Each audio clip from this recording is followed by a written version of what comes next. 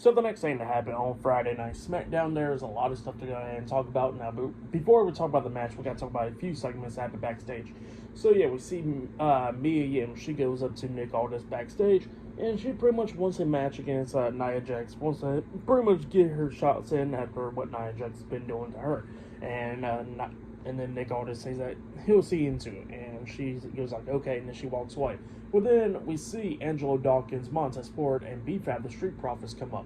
And B-Fab is talking about how the Street Profits wants a match against the Bloodline tonight. Well, Nick Aldis says that cannot happen.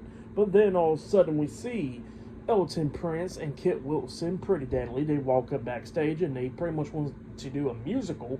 And, the Street Profits starts making fun of them, and they say, how about this type of musical? The Street Profits versus Pretty Deadly, the musical. And Nick Aldis was like, you know what? I like that idea. So, yeah, that's what happened there. Pretty Deadly was not happy about that. But then after that, we see Paul Heyman talking to Solo Sikoa backstage. And, Paul Heyman was talking about how he's the wise man and all that stuff.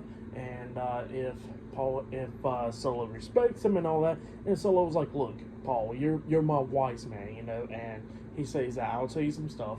Jacob Fatu is not here because you say he was too dangerous. So I made sure that he's not here tonight.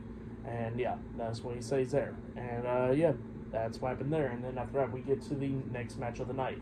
It was the United States Champion Logan Paul versus LA Knight versus Santos Escobar in a triple threat qualifying match. So yeah, winner of this match qualifies into the men's Money in the Bank ladder match. Now at ringside, we see Tyrese Hildenberg or something like that. I forgot what was his last name, but yeah, he was at ringside for Logan Paul. And then, in the crowd, we see Jalen Bronson in the crowd, So yeah, we get to this match. And this match, it was a pretty good triple threat match. I really liked it. Everybody was beating the hell out of each other.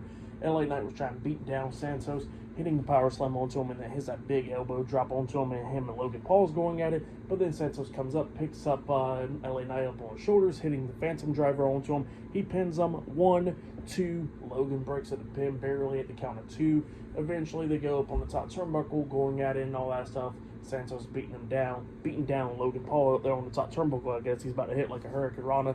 But then LA Knight quickly jumps up there, grabbing Santos and hits a backward suplex onto Santos off the top turnbuckle, which was pretty nice. And then after that, we see Logan Paul still up there. He climbs up there and he hits a swanton bomb onto LA Knight. He pins him 1, 2. Knight barely kicks out at 2.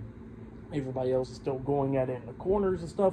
And then LA Knight moves out the way from the double knees from Santos. And then we see LA Knight hit the BFT onto Santos. But then pretty much like during all this stuff, we see Logan telling Tyrese to get some brass knuckles. And Tyrese actually goes and grabs some brass knuckles. But then Jalen Bronson comes up, pretty much getting face-to-face with them and all that stuff, and then referees trying to make sure that they don't go at it. And then, while all that's going on, that's when LA Knight hits the BFT onto Santos. He pins him, but he tries to go for the pin, but Logan Paul quickly grabs him from behind, and then he tries to roll him up for a pin, but LA Knight rolls back through, grabbing the tights, pinning him for the 3 count. So yeah, LA Knight defeated Logan Paul and Santos Escobar tonight in a triple threat match. So LA Knight qualifies into the men's Money in the Bank ladder match. That's what happened there. Great match. But then after the match ended, we see Tyrese get into the ring, and him and Logan Paul surrounding LA Knight while Tyrese gets the brass knuckles on his hands, and then Jalen gets into the ring, standing side by side with LA Knight with a steel chair, make sure they don't do nothing. But yeah, that's right there. Pretty good stuff for the match and all that stuff. I'll give it 4 stars. That's why I'll give it. It was a good match. So yeah, that's why I'll give that. Pretty good stuff. But then after that, we see Baron Corbin and Apollo Crews watch all this backstage, and then Carmelo Hayes comes up, and we see Apollo Crews talking about how he's glad that Santos is not in that match because he deserves that payback and all that stuff.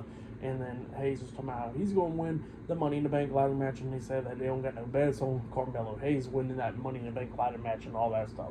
So yeah, that's what happened there. And then after that, they showed a nice tribute package to Sika because he sadly passed away a few days ago. So it was pretty cool that they showed a tribute package to him. But yeah, good stuff.